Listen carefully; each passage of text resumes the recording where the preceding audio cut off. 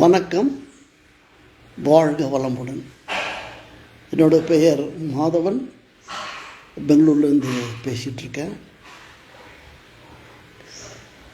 மனிதன் இந்த உலகில் ஏன் கவலையோடு வாழ்ந்து கொண்டிருக்கிறான்? அதுதான் கேள்வி. அது ஏன்னா மனிதன் மட்டும்தான் இயற்கையை வேறாகவும் தன்னை வேறாகவும் புரிந்து கொண்டு வாழ்ந்து கொண்டிருக்கிறான்.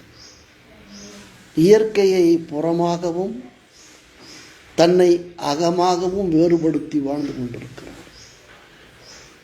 நீங்கள் மற்ற உயிர்களை பாருங்கள், அவை எல்லாமே அகமும் இயற்கையாக புறமும் இயற்கையாகத்தான் வாழ்ந்து கொண்டிருக்கிறது.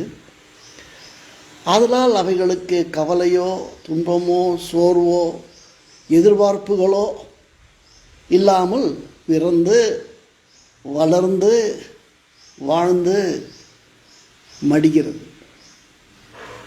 ஆனால் மனித இனம் மட்டுமே பிறந்து வளர்ந்து கவலை கடலிலே வாழ்ந்து நிறைவேறாத ஆசைகளோடு மடிகிறது. காரணம் புரிகிறதா? எங்கெல்லாம் இயற்கைக்கு இசைவான வாழ்க்கை இல்லையோ அங்கெல்லாம் கவலை தானே உருவாகிறது.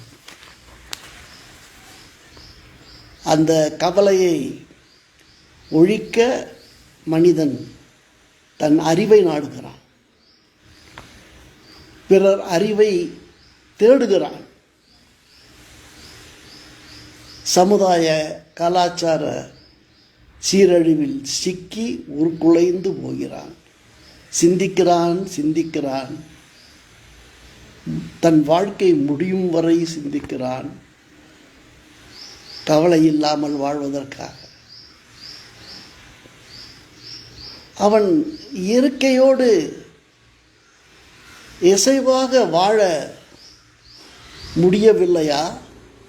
இல்லை, முயற்சி செய்யவில்லையா? இதில் புரிந்து கொள்ள வேண்டியது ஒன்றுதான், தான் அசைவாக இயக்கத்தில் இருப்பதால் இசைவாக வாழ்வதற்கு சில தடைகள் இருக்கின்றன. அந்த தடைகளை நீக்குவதற்காக மனிதன் அறநெறி ஒழுங்கு என்ற வகையிலே தனக்கே உரிய சில கட்டுப்பாடுகள், ஒழுக்கம், பழக்கம், அதற்குரிய வாழ்வியல் முறைகள்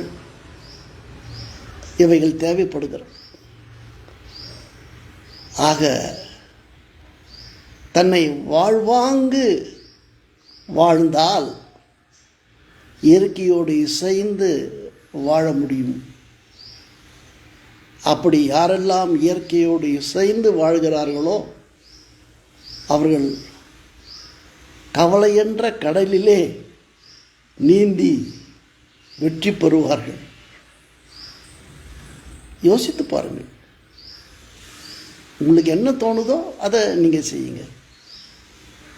வாழ்வோம் வளமுடன். மீண்டும் சந்திப்போம். நன்றி.